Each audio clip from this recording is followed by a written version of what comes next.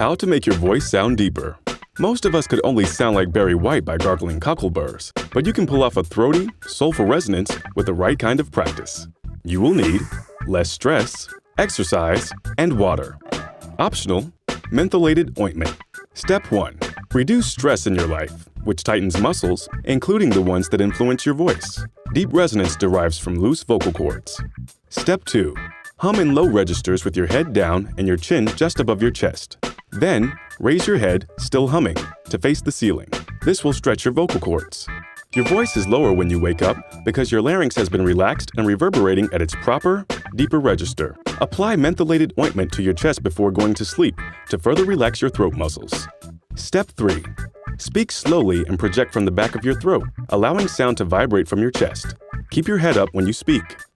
Don't force yourself to be what you're not.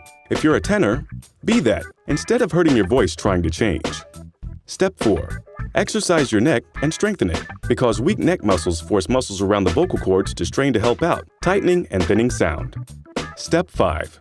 Breathe deeply into your diaphragm without flexing your abs. Exhale, making the hissing sound of a snake. Taking in a lot of air makes outflow gentler and richer.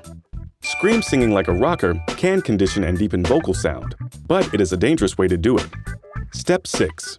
Drink lots of room temperature water to hydrate. Cold water tightens the muscles and makes them inflexible. Did you know?